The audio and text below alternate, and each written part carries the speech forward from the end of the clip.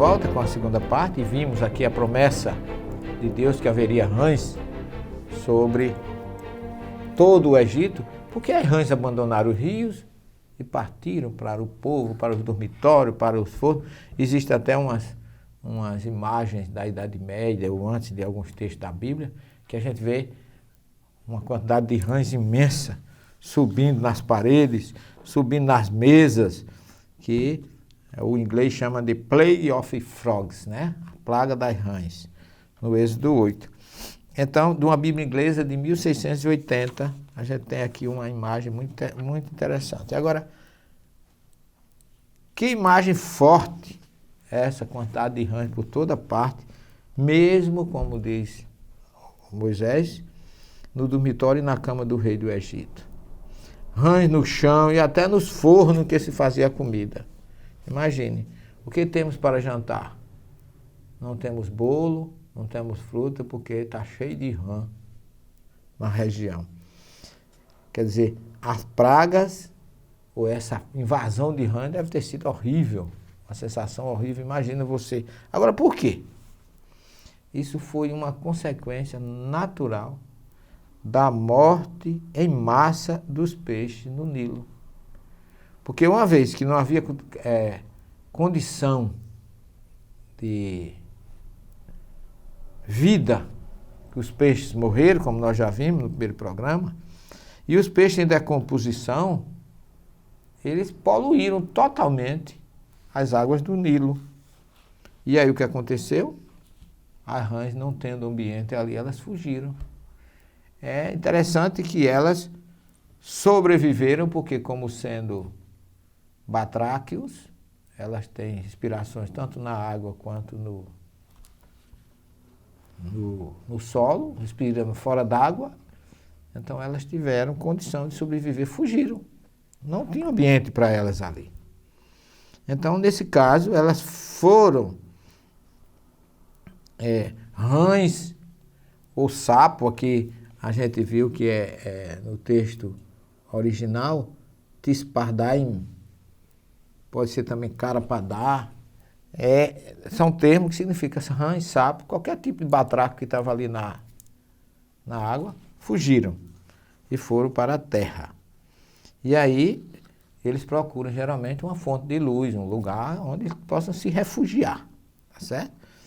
E então a gente vê elas entrando nas casas, nos dormitórios, em todos os locais. Isso é uma imagem que marca muito a nossa história do cinema, que assistiu os 10 Mandamentos. Existe uma obra chamada, uma obra de Ruttmann, sobre o livro do Êxodo, que ele diz que o Nilo normalmente abundava de rãs em setembro, outubro. Veja o que eu disse para vocês.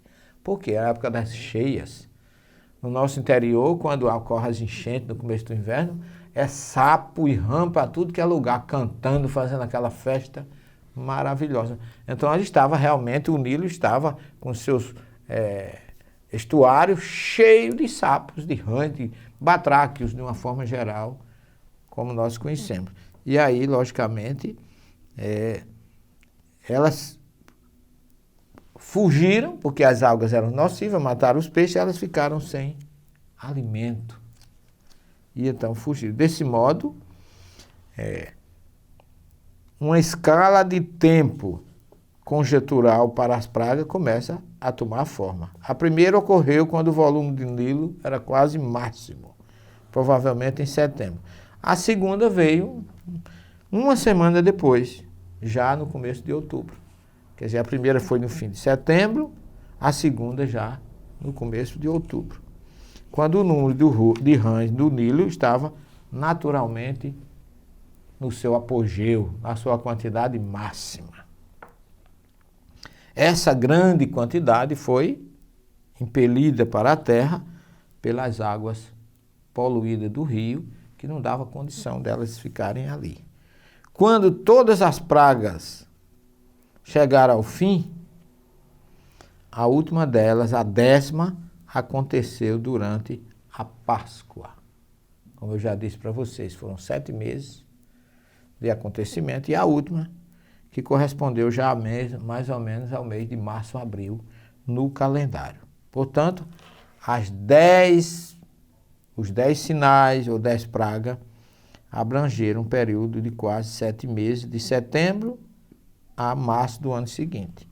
Essa curta temporada de tempo é compatível com o fato de as pragas terem sido uma cascata ecológica de eventos, com um evento conduzindo ao outro, um evento dando origem ao outro. Veja que depois muitos escritores, muitos pesquisadores tentaram explicar por que as rãs morreram. Primeiro, segundo alguns, por exemplo, Hort, um pesquisador, especulou que as rãs morreram porque foram contaminadas com antraz. Todavia, segundo o grande pesquisador Colin Humphreys, alemão, ele disse que não vê a menor necessidade dessa hipótese que elas tenham morrido contaminadas por antraz, porque quando grandes quantidades delas deixaram o estuário poluído do Nilo e entraram nas casas, essas rãs faimadas provavelmente não encontraram insetos suficientes para sobreviver longe do ecossistema natural do Nilo. Portanto, segundo o autor Colin, ele acha que as rãs foram vítimas de morte em massa por fome e desidratação. Não tinha água, nem tinha alimento. Foi, em essência, uma extinção em massa por causa da falta de comida. Então, essa é a colocação que ele faz e eu achei muito interessante e muito racional. Que essa segunda praga tenha, o segundo sinal, tenha acabado assim. E nós não temos mais tempo, segundo o Bob me falou, mas voltaremos já para a terceira e última parte do nosso programa de hoje.